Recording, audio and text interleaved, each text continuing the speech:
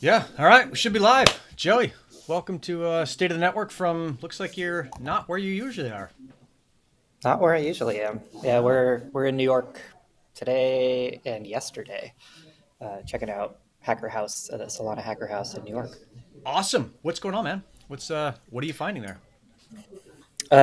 Yeah, I mean it's been a lot of good conversations as it sort of usually goes. Cool builders. A lot of folks doing the standard cool shit. Um, I don't know. It's funny to like be bored by that, but it's just so Everybody's doing awesome continually. stuff. Boring. Yeah. I know. Um, I'll be giving a little talk tonight, 5 o'clock local time, Okay.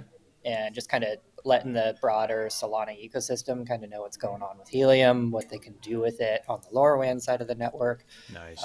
I've got a backpack full of dev boards that people will get them, tinkering. Um, but yeah, all in all, just sort of it's a good opportunity. A buy's out here with me, so kind of catch up a little bit here and yeah, telling people the good news. Crush. Love it. Let's Yeah. see. Couple hellos are in order. CF. Good to see you, Lee. My bride in the other room, 619. Let's talk about HIP 83 and off grids. I'm not going to be unplugging my off grid anytime soon. And Rob Putt. I'm surprised, Rob, in your first 6 words, you haven't sworn yet. So very, very good. Joey, let's talk about the LoRaWAN stuff and what's going on with. And Travis. Hey, Travis. What's going on with that? The OUI, I think, is the Yeah. big thing.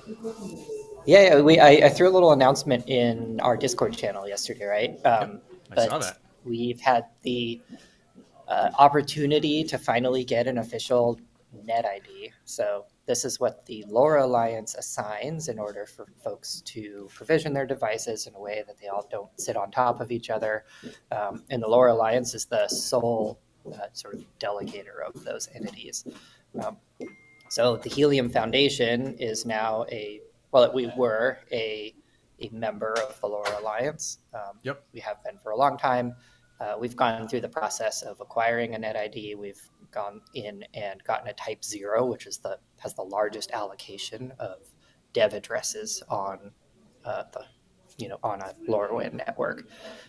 So the impact here is that we've moved away from the one that we sort of just made up when we were putting the network together, Yep. which was great for where we were at the time. But now we can set something up as it sort of unlocks the ability for two-way roaming if we should ever want to do that in the future, just sort of per the sort of bylaws of LoRaWAN.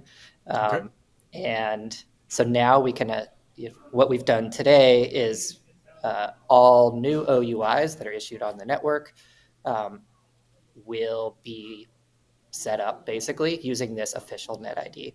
Cool. So no longer will it be the made up one.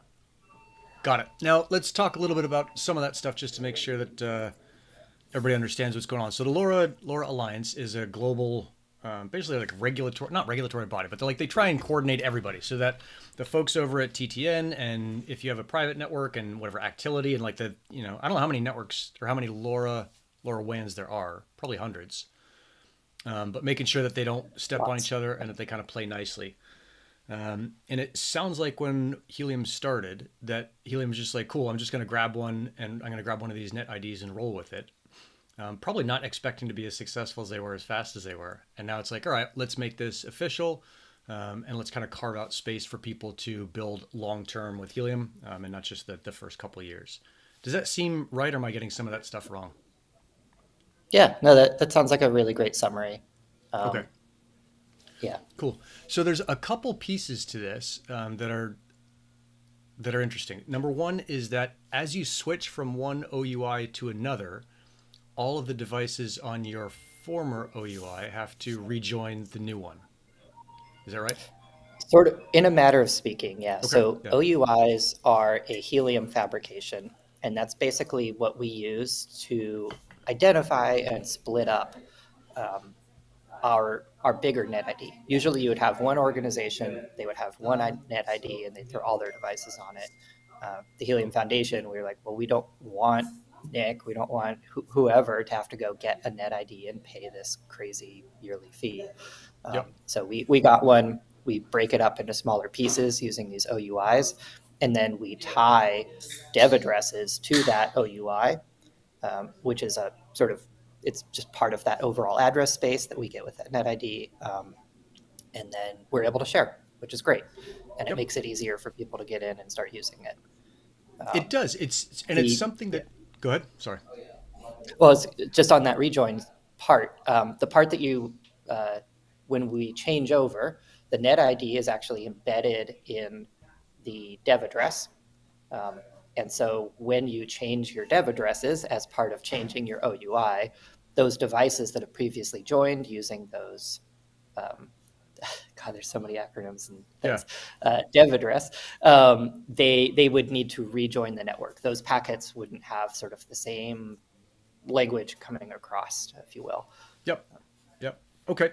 Let's see. So 5 minutes in, I always forget to do this, but now I'm not going to forget to do it. If you haven't liked and subscribed this thing already, make sure you do. You get great access to guests like Joey. You make sure that you're notified when these things go live, and every time a new video drops on 𝗪𝗀𝗁, you know what's going on. So one of the super interesting, I mean, I'm super psyched, Joey, because I think the 𝗪𝗀𝗁 OUI is the very first one to be on the new, what is it, 000, I don't know, like 3XC or something? 3C, yeah. 3C, no, yeah. You guinea pigged it for us. It was great. So that means that if you're using the Medio Scientific console and you had any devices on there, and I think there's about 40 people who signed up for that just to test it out, you may see that your devices will not, will not connect unless you like more or less power cycle them. Is kind of the super easy way to do it. Yep. Yeah. So those, it's technically possible to try to like migrate devices or manage dev addresses. It gets very ugly and complicated. Basically, at the scale that you've deployed at, the very simplest thing is just rejoin those devices. And if I remember correctly, you haven't quite pulled the trigger on setting those up. Is that right?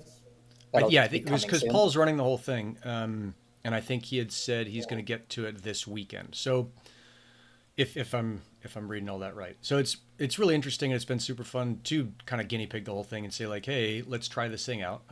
Let's see what happens. If anything breaks, then no big deal. All the folks that are currently on the 𝗪𝗁 console are capable and competent operators, and will kind of understand that they're in this beta phase, and it's totally fine when things break. In fact, a lot of them seem to enjoy fixing broken things.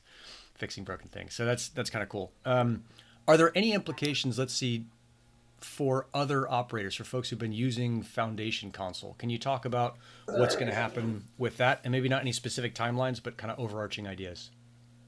Yeah, it might get a little loud here for a second, but basically we are not going to migrate anything. So the devices that are onboarded to the network, we don't want to see churn for those users.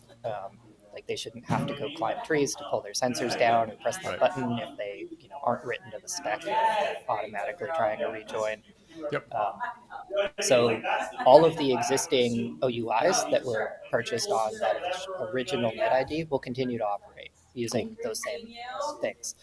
So what we've done in your case, and we sort of offer this for anyone who has a quote unquote legacy OUI, they can opt to sort of trade it in and get a new OUI with new delegation of those dev addresses. Sort of matching whatever they had before. Otherwise, the existing ones work, and we're not sort of forcing any migration. I know it's really loud.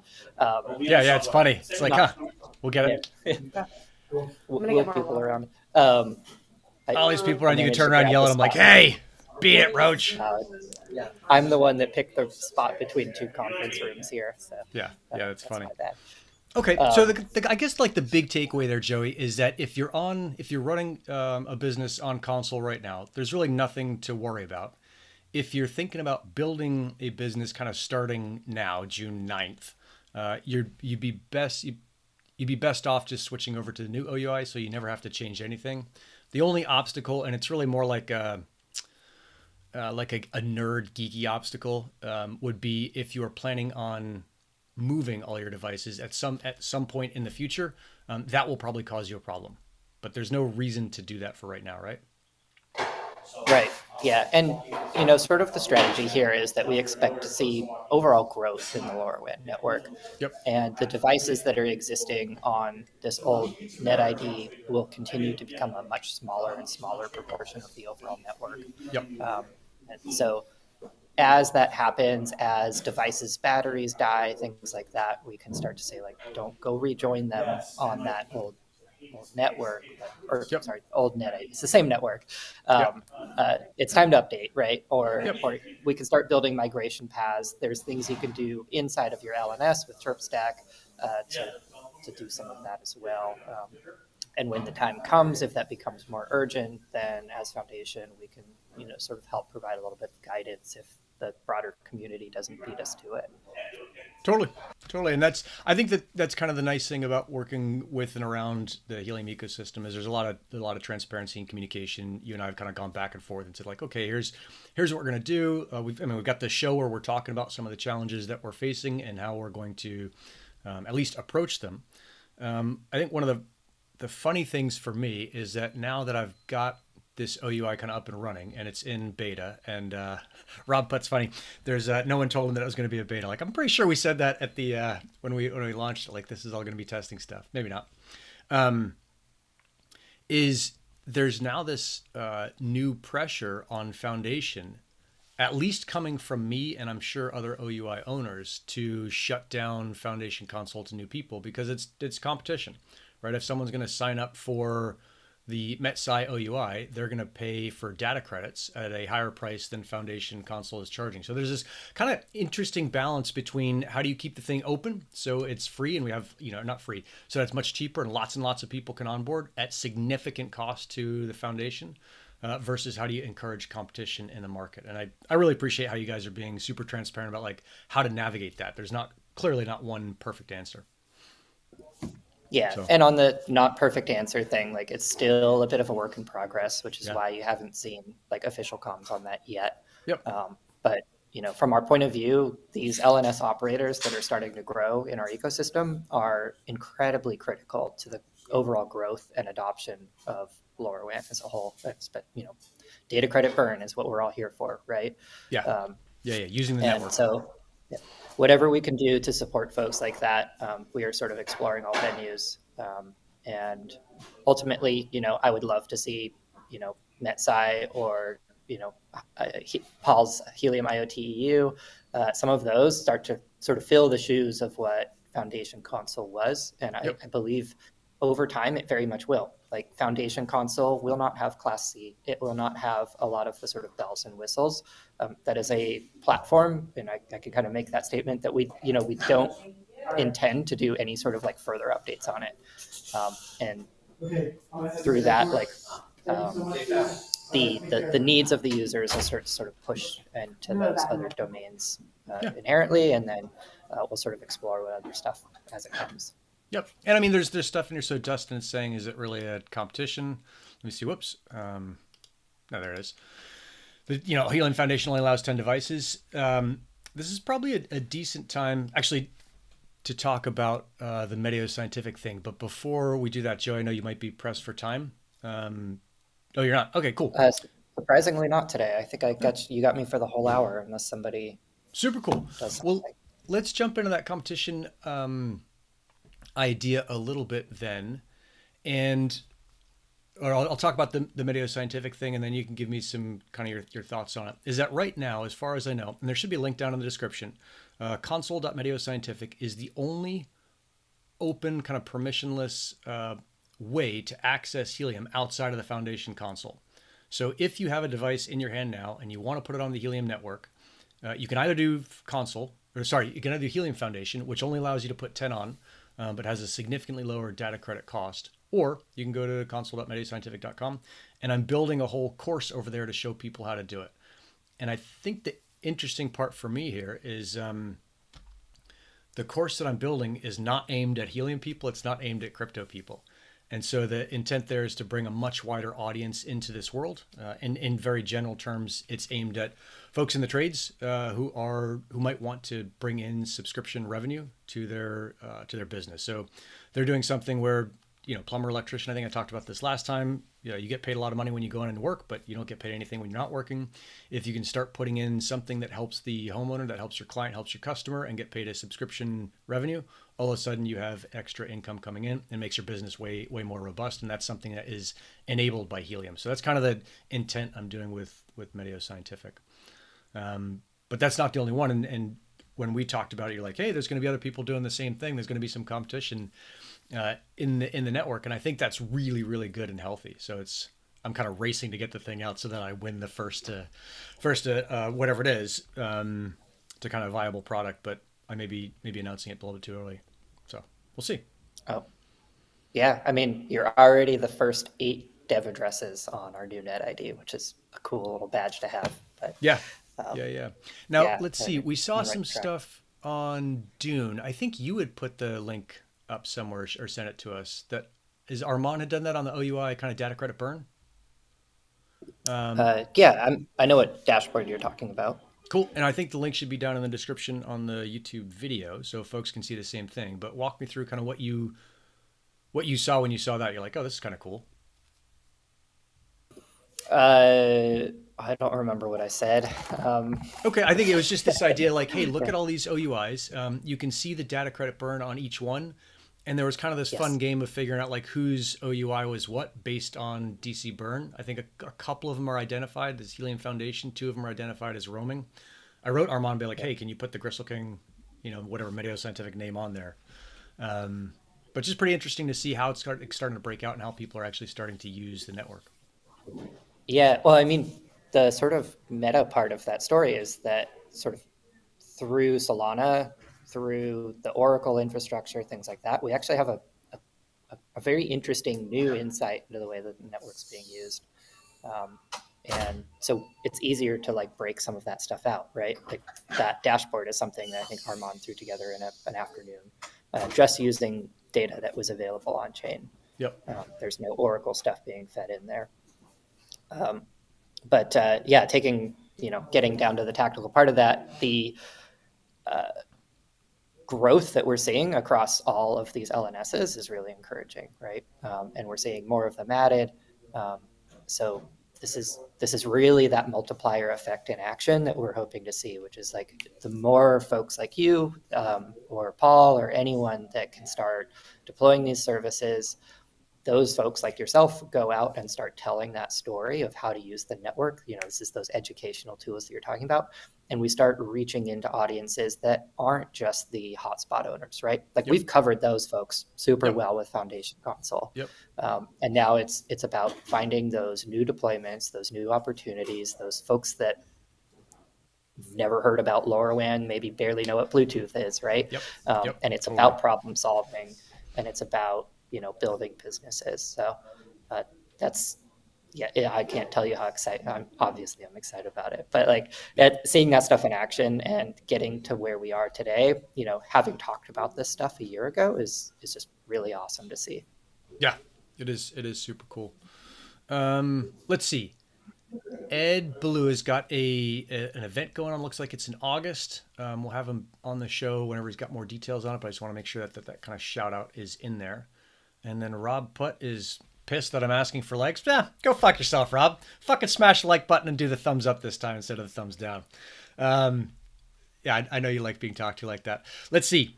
And for everyone else, I think we got a bunch of folks watching. It would be super nice if you'd hit that like button. I think the thing is that it makes it easier for more people to learn about what's going on.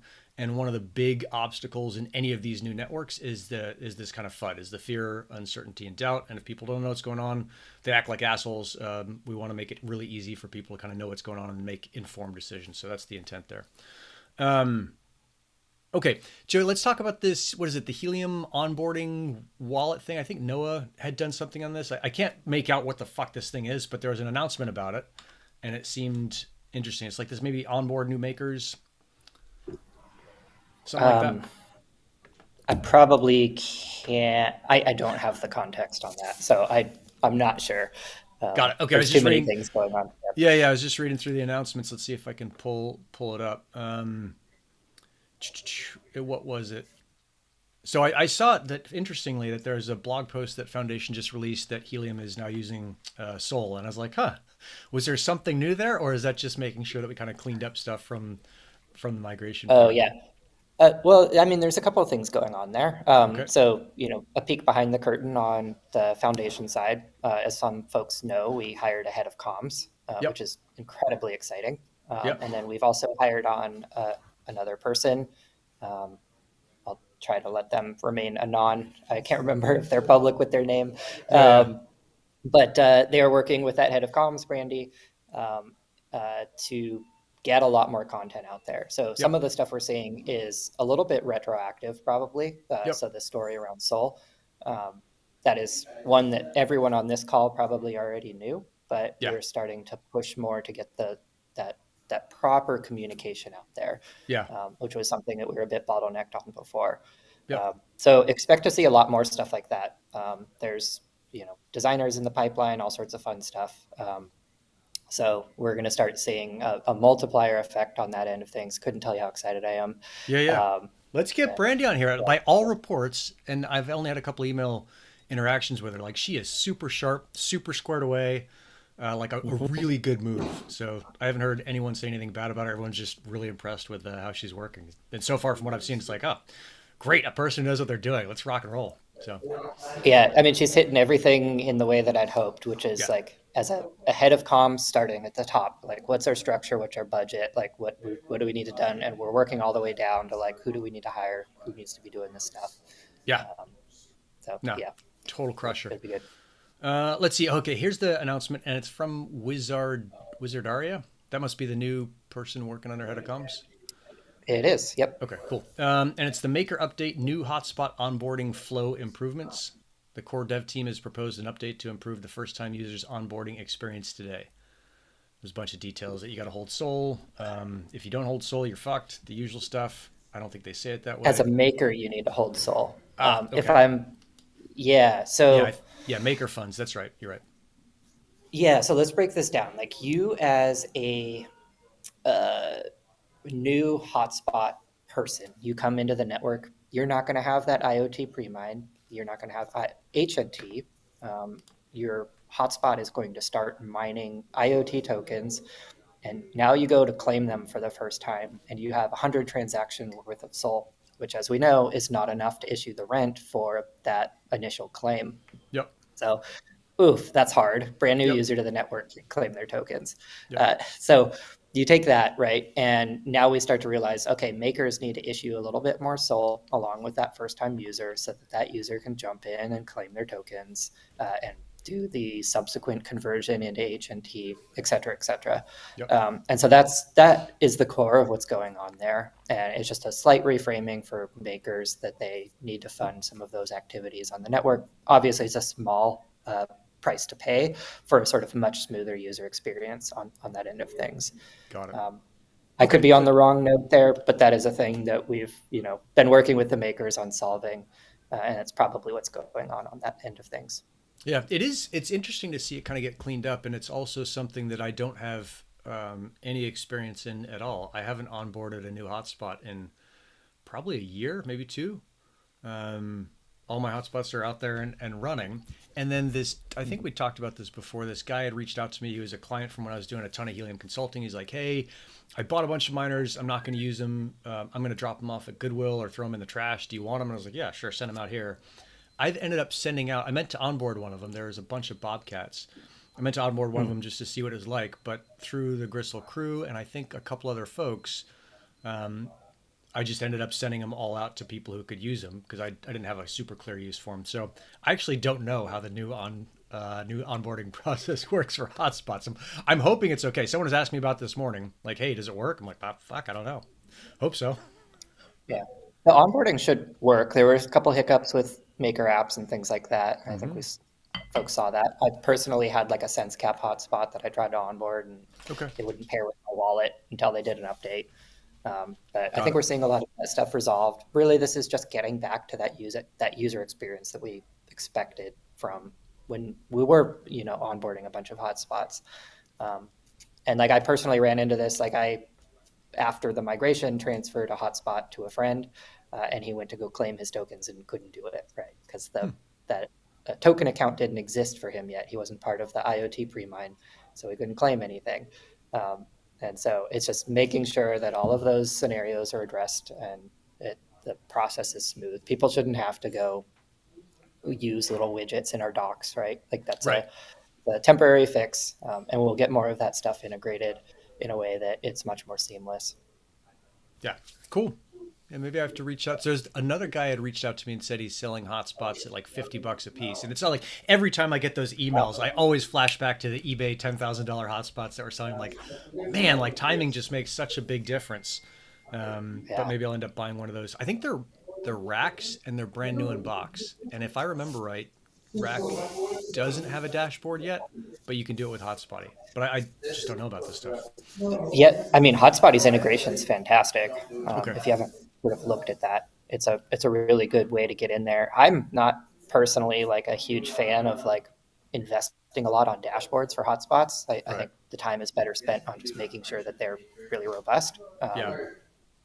I don't know. We saw this with Syncrobit, right? They spent all their time and money on dashboards and a little less than they should have on the actual hardware. Yeah. But yeah, like these tools in the ecosystem exist, and there's very sort of easy, straightforward ways. Just get that data.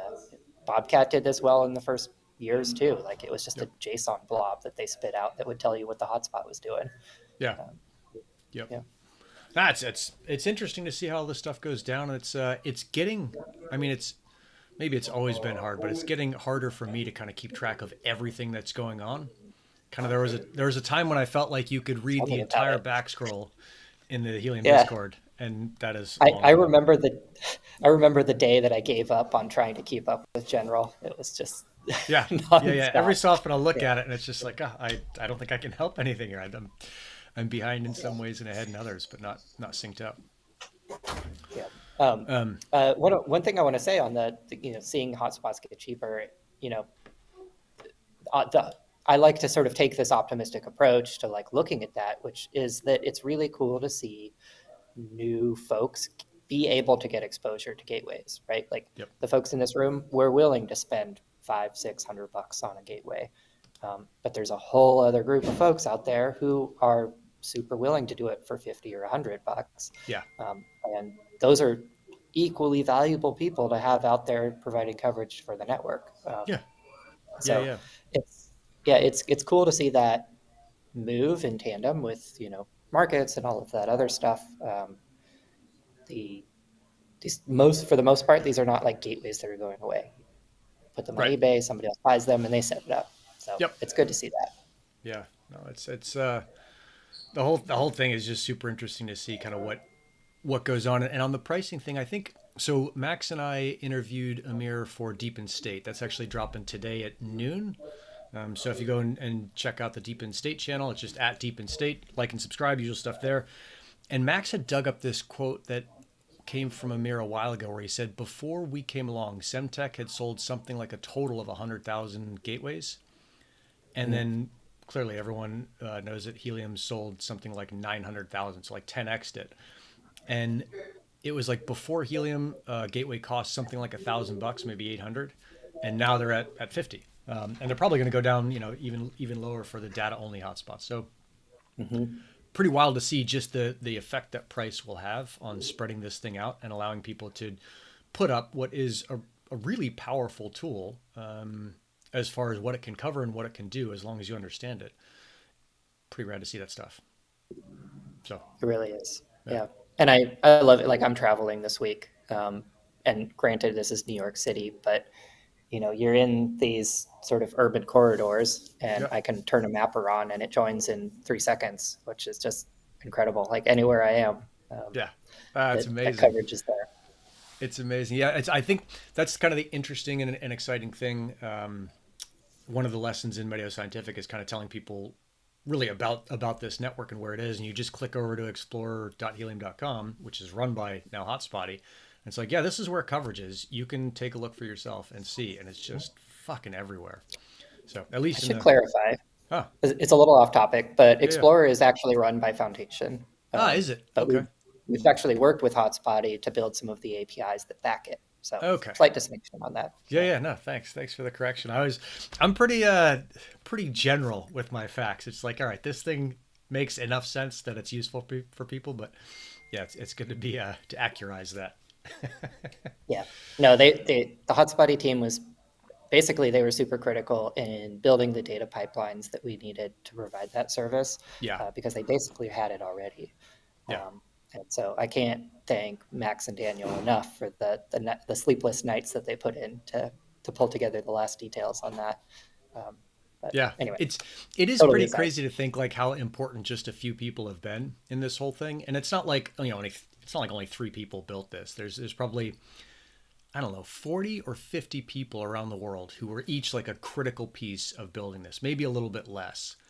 And without them, this thing wouldn't have happened. And Max and Daniel and Paul, of course, and you and the rest of Para1, all the rest of these people, Abide are just kind of Yeah. part of that like really small group of like without that, this thing didn't happen. I think of it as a little bit of a gradient, honestly, because like, yeah, Okay. you've got some of those folks that have just done a ton, right? Yep. Yep. And you can name them, you can sort of name them all. But you take that all the way down, and you've got folks that, like, I was writing docs when I was getting barely any sleep during the migration, Yep. and there were typos and spelling errors and all sorts of idiotic stuff in there. And to have folks jump in there and clarify a lot of that content, um, that's a huge value add too, Yeah. because our documentation, while it may be easy for you and me to see where my typos are, it's very Right. challenging for a spell or a translator, Yeah. Google Translate, to grab that and make it intelligible on the other end. So Yeah. getting that stuff nailed down is good. Let's talk about docs for a while because I know over the past month or two, it hasn't been the most useful thing. I know you've put a ton of work into it, and it's just like to say it hasn't been the most useful thing is like saying as a book is being written, like saying the book is not written. Yeah. When do you think we'll be at a point where the docs are super useful, super easy to navigate around? There's no links to the old crazy docs. Like when do we get to that point? How big is that? How giant is that project? Um, we've we've made really good strides so far. It's huge. Um, Yeah. so yeah, I think we're in obviously much better shape than we were, a month or two ago. Yep. Um, the final stuff is it's hard to grab the smaller pieces, right? Yeah. 80% of what is the 20/80 rule, or 20, Yeah. 80/20 Pareto stuff. Yeah. yeah, Yeah. 80/20. Yeah. So yeah, we've done the 80, and now the 20 is going to be the big chunk of time. I would love to say that this is going to be in a sort of polished state within the next like 2 or 3 months, just Okay. because there's always like other priorities that are on top of things. There are a bunch of issues filed on the docs repo that Yep. highlight a lot of areas for improvement. Um, but just this morning I was answering a question for a prospective LNS operator who Hmm. was reading router docs, which are raw, like that's old. So Yeah. literally this question. Yeah. Yes, there are actually docs on how to run an LNS. They Hmm. do need improvement, Yep. but there is a start there, and it walks you through the process of configuring, interfacing with the config server, Yep. which is the method for running an LNS now. Yeah. But there's more work to do. By all Yeah. means, these questions that I get from the community, just even that one, Yep. are hugely important for helping set priority on where we go in and tackle things. Yep. Anytime, like I see Siegfried was on here, I Yep. remember he was jumping in and clarifying some docs, which was just fantastic to see. Yeah. Always love those inputs. Um, so yeah, we're always looking at that. We're always blocking out things to grab and rewrite or improve. Um, Yeah. and it's not going to stop, right? Like it'll literally never stop. No, But part of that, I mean, so there's like a beginning of that pipeline, like how to run an LNS. I'm not going to touch how to do that. That's just so far beyond what I've got the capability to explain.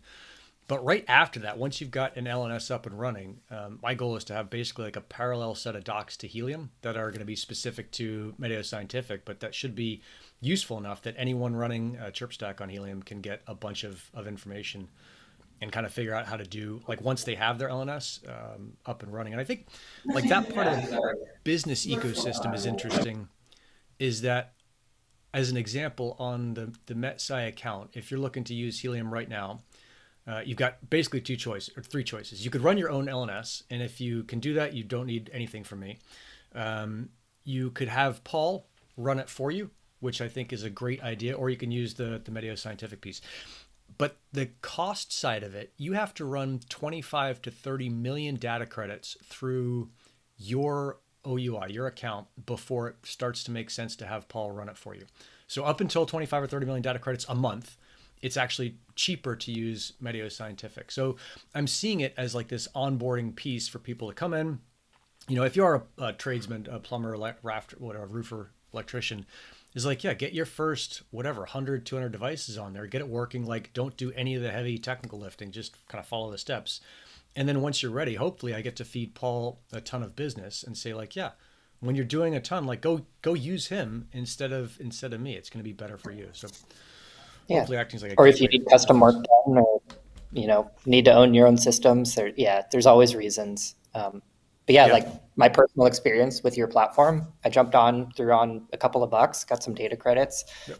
That will cover me for a while, right? Like, yeah, I'm not a massive, big deployer of sensors. I've got my little fleet of things that I tinker with, but I haven't put my business around that. So it makes all of the sense in the world to be leveraging a platform like that. Yeah.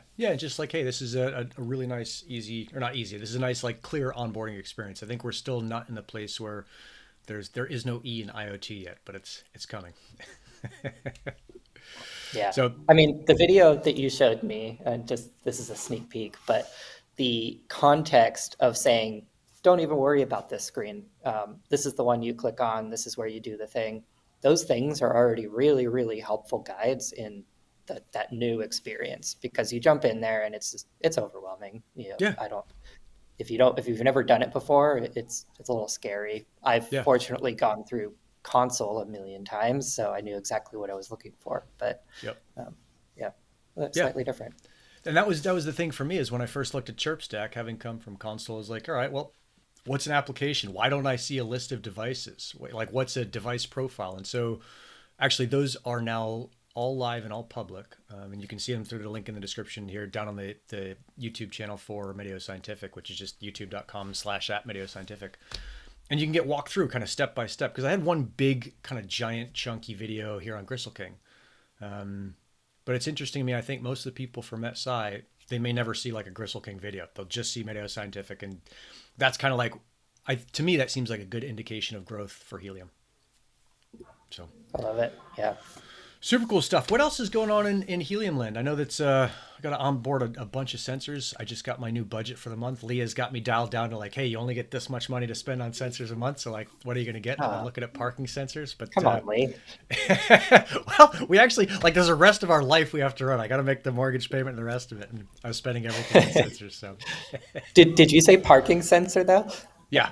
I've been looking at the Bosch sensors. So do you have any insight into that? I think they're super cool. Beyond that, no. Okay. If I were to try and write a roadmap for somebody pitching something to a city, that feels like one of those areas where you could say like, hey, city, you want to know how parking spots are being used in this town or this street or whatever? Like, let me go run a pilot for you and slap down 50 cents or something. Yeah. We'll go from there. I think there's like a really clear path to scale on a deployment like that. And Helium's got that urban coverage, so very simple. Yeah. So I'll just brainstorm it with you right now, Joe. So hypothetically, because I think in front of the 𝗪𝗁𝗁 shop, there are 2 parking spaces. For a long time, they were the gray parking spaces, and people could park there for as long as they want. Lee, my wife and partner, did a ton of work to get those painted green, and now they're 15-minute parking spaces, which is really good for all the businesses on our block. We're on kind of Main Street, USA, in San Diego. So I think 3275 Adams Ave, if you want to go get Pele desserts, go there and get them right across from the post office. So what we found was that most people respected the 15-minute parking limit, but there are some folks who don't. There's people have various problems in their lives, and they don't give a fuck about parking things. And it was a pain in the ass for us every time someone parked there for 2 hours instead of 15 minutes to call in to use. I mean, there's an app in San Diego where you can report stuff like that, but it's kind of a pain in the ass to to be doing. Like I want to be running a cookie business, not like a fucking parking meter knuckle wrapping business. Don't even get me started on abandoned cars. Yeah. Yeah. So I Yeah. thought, oh, what I could do is I could buy two parking sensors. I can put them on these two spaces. I think they're gluing. I don't think they drill into the pavement. So not a big deal. Like I'm not damaging anything on the city, but I'd put them in there. And my idea is to hook that into basically an automated like app notification so that if someone's parked there 15 minutes and 1 second, it will, this is my dream. It hooks into the local app and it says, hey, send the parking meter maid here to fucking ticket or tow this vehicle and get it out of here. And that way I'm not asking my employees or my wife or myself to be like, oh, let me go fuck around with the app and do this thing that should be automated. It should be like, hey, you can't park here. Here's a ticket. Thanks for being an asshole. So Yeah. They call that thinking smarter, right? yeah. Yeah. Well, I think that's the whole thing, like the smart cities. And then there's not a million, but there's certainly a bunch of other cases. So that's part of what we'll see over at MetSci. And I think those parking lot sensors are maybe the ones that I'll spend the monthly budget on, because those things are, oh, Dumpling Girl, cool. You're editing the Bosch sensor page. Are they legacy devices? The last I looked, they were There's, like 300, $400 each. They're not cheap. I think she's saying that like it's an end of life thing. There's probably a class of them that are old, but there's probably a class of them that are new too. I would expect them to have not abandoned that line of business because I've certainly seen businesses built around them. Yeah, yeah. Remember I don't know if you remember from. I don't think you went to the Barcelona thing. I put it in the Helium in the Wild videos. We met that guy in who's based out of San Francisco. He's like, oh yeah, I've got parking lot sensors, but it's really difficult to get coverage for these things. So sometimes it's hard to put them up. I was like, what city are you in? He's like, oh, San Francisco. I was like, ah, have you heard of Helium? Well, so one of the struggles, and this actually, it's a, sorry, I'm going to take you off the rails here again, Do it. but Yeah. ADR. So we know ADR is adaptive data rate. It's when a device can sort of change its either power output or spreading factor to know that it's getting back to that radio that's going to send it to the internet. Hang on 1 second. Let's just do a quick tutorial on data rate. So Perfect. Yeah. the way to think about this is that let's say you're a super strong person and you're throwing a boulder a giant distance. That is a low data rate. You're throwing a ton of information. You're taking a ton of energy to push something a really long distance versus like a kid with a handful of BBs, which is a high data rate where they're throwing BBs. They don't go that far. It doesn't take that much power. You can do it. You can do it way more often. That was the way that I kind of thought of it, and I think I'm explaining it. Is there anything that you change on that? I tend to use an analogy of being at a party and trying to talk to somebody across the room. You are going to speak very loudly and very slowly, right? Versus a library where you can say like, hey, like quick little message. You pop it across. Oh, I like that. Okay. That's my analogy anyway. Okay, cool. So that's data rate. Yep. That's your power output, your data rate, like all that, fun stuff. So parking lot sensors are like a really cool thing to think about when you're thinking about a system that can adapt its data rate based on the scenario that it's in. Why do we want this? The quieter that you can make your device, the less time it's on air, the longer that battery lasts, the less you're polluting the ecosystem for everyone else running sensors, right? And so that it's a valuable attribute of LoRaWAN. Parking lot sensors are interesting because a lot of times folks try to design their sensors in a way where it's just like intelligently sort of communicating with the LNS to report back the signal strength and all of that it's heard. Parking lot sensors have cars that drive over them. So they have to be a sort of different class of intelligent about how they manage their power. And the kind of cool thing is you can start to think like, okay, if the car drives over, maybe I should just blast out a little louder. Or if I'm sitting there without a car over me, then I can send my little quiet heartbeat uplinks and make sure things are coming back in. Track. And Neil sort of mentioned good analogy there too. Nice, thanks, Neil. So anyway, the reason I mentioned that, you're talking about this guy having trouble with his parking lot sensors, and it could just be a software design thing on the actual sensor. He's got cars that drive over them, and then that device just disappears off the network because it's covered by a car. Of course, with Helium, especially in San Francisco, I would find that hard to believe because the coverage is incredible. I'll literally, with my mapper in San Francisco, sometimes just like stick it down in the gutter of the street and hit the button to see what kind of messages it picks up, and yeah, it still works. Um, Yeah. uh, We but got to get yeah, mappers tied into GeoNet so that we can do kind of spatial stuff as well as really accurate stuff. Because it'd be really cool to see, hey, this reading was taken in the gutter versus this reading was taken, on like an antenna off a bicycle, which are just two different use cases, different things. But yeah, would love to see something like that.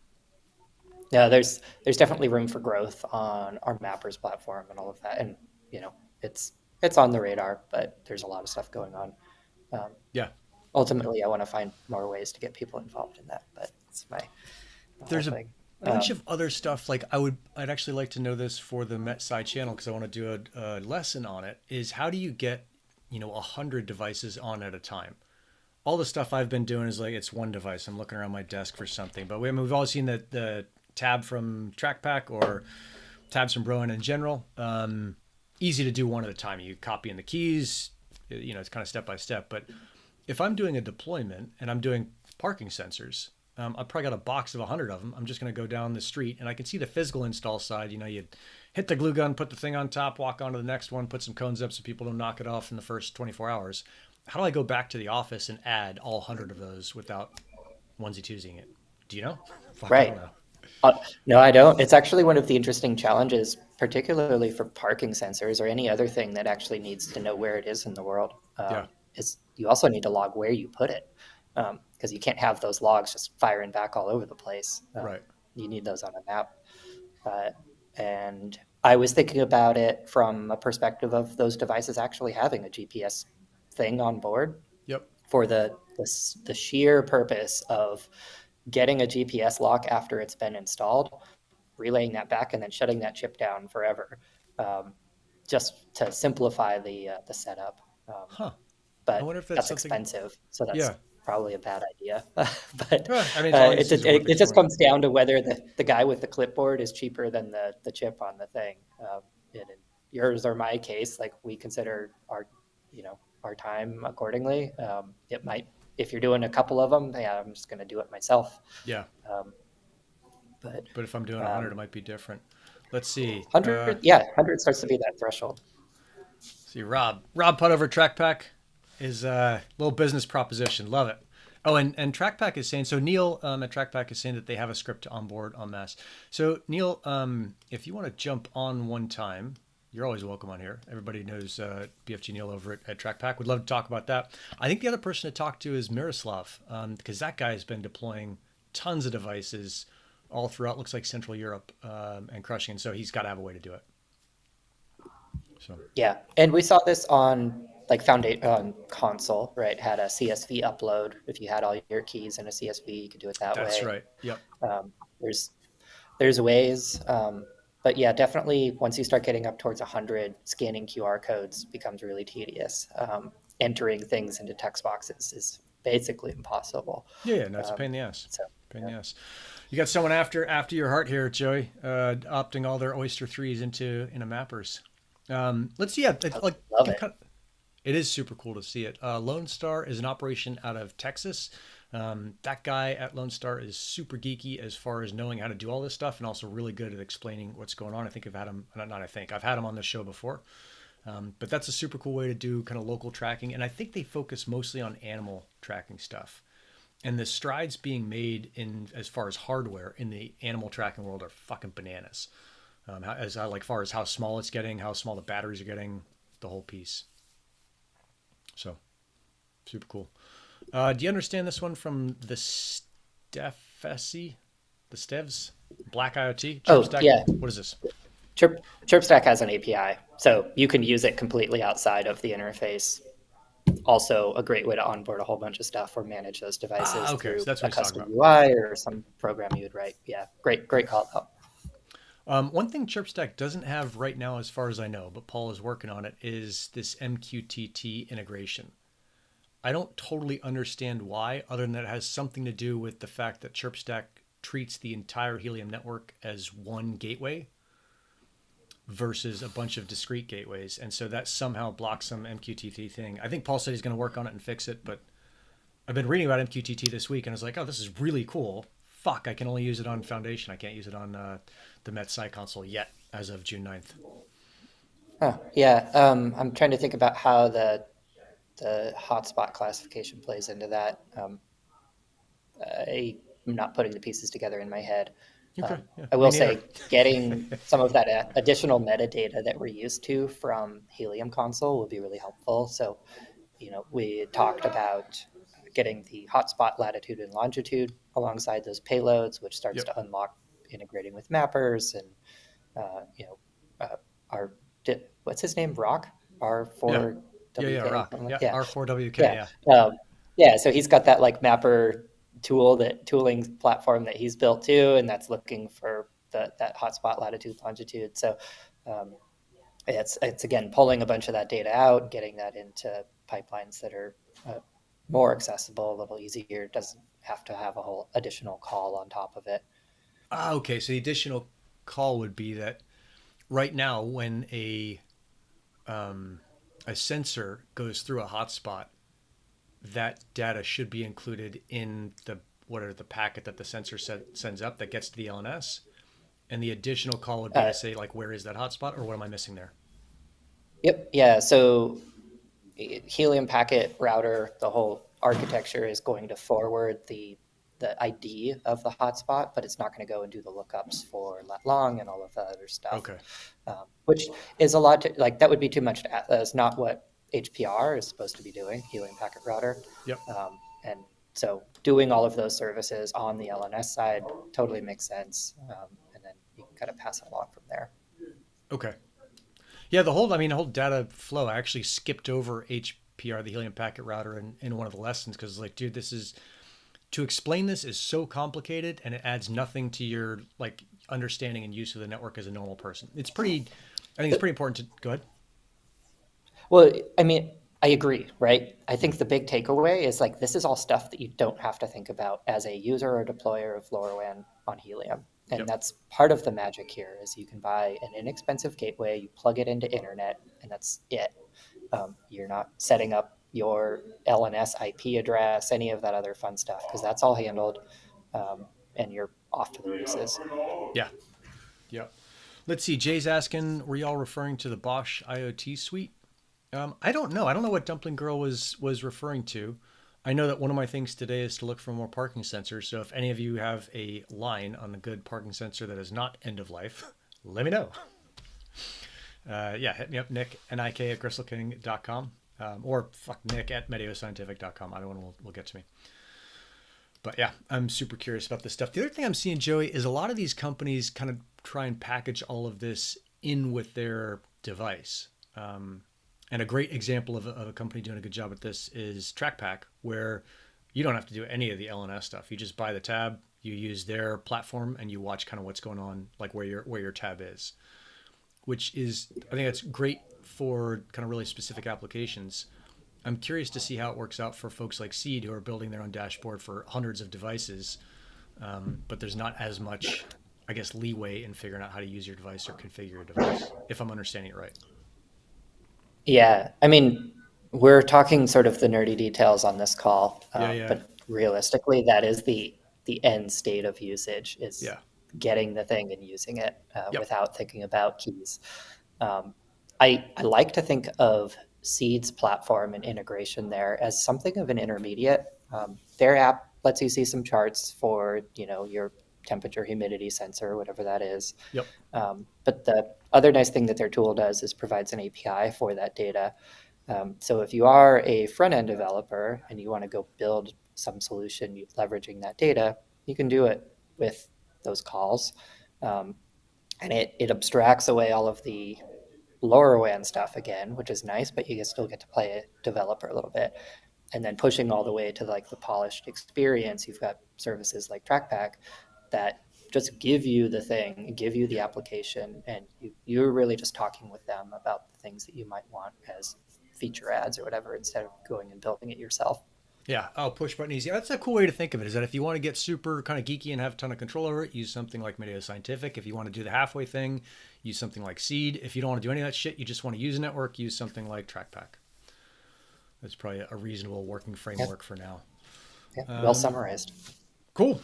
Ripping, dude. Well, I think that's all the stuff I've got for this week's State of the Network. I know that again, I'll kind of put the shout out there if you want to see the 𝗪𝗶𝘁 interview. That is popping at noon today, so in 2 hours, noon Pacific, over on the Deep In State show. That was a super cool interview to do yesterday. We did a couple others with Roland over at IoTex and with Roche over at 𝗚𝗏𝘁. So those will be dropping in the next couple days. We got a couple more going out there. So that's just kind of keeping you aware of the wider Deep In space. But man, there's just a lot going on across Helium, across Deep In, everywhere. There's like a banging time. Mm-hmm. Yep, awesome. I was talking to an 𝗚𝗏𝘁 dev yesterday at our Deep In happy hour. Yeah. A ton of people out there for that. And then the talk that I'm giving this afternoon, I'm kicking it off with a stolen Amir quote. So cool. He's good yeah, for those. Yeah. There's smart stuff everywhere you look. So yeah, I'll catch that interview. It sounds good. Cool. Super cool. Yeah, we got another one with Mike over at GeoNet coming out as well, and they've got some really cool stuff coming down the pipe that I'm super pumped on. So it's like across the space, it's crazy. I was in the dentist yesterday because I don't know, I had some problem in my fucking mouth with one of my teeth is super painful, and the guy goes, "What do you do for when you're not working?" I'm like, "Dude, I work all the time. Like I'm so stoked to be working. I don't have time for my old hobbies. I'll get back to them. I'll get back to flying paragliders and do it more than twice a month, which is where I am now. But there's so much fun stuff to do right now that like work is just this really giant ball of joy, and I think that's kind of seems like it's like that across the space. Totally. Yep. So. I see it everywhere. I Ripping. Strongly agree. Yeah. Awesome. Shit, yeah. Siegfried, is your talk live streamed? No, the talk with Amir is not live streamed. That was recorded. I don't think mine is, Joe. unless maybe somebody can Google it if Solana Hacker House is posting stuff or streaming somewhere. But otherwise, I think there will be a recording later, which wait until I tell you if you should go watch it or not, based on how terribly I do. Yeah. Yeah. Yeah, no, I'm sure you do well. You always do super well. It's always like, this is one of those things where if I don't pay attention to Joey, I miss out on like a lot of really cool news. So it's like, I got my little like Joey tracker out there. It's like, oh, he gave a talk. Let me go watch that. Okay. So yeah. Someone build a Joey tracker. Yeah. Just there's always I try to sneak that little alpha in there whenever I can. Yeah. Love it. Dude, thanks for coming on. We'll see you hopefully next week on State of the Network. And yeah, psyched to see you on Discord probably in like 7 minutes. Sounds about right. Yeah. Yeah. Right. Have a good time in New York. Thanks for making time today. Absolutely. Later. We're out.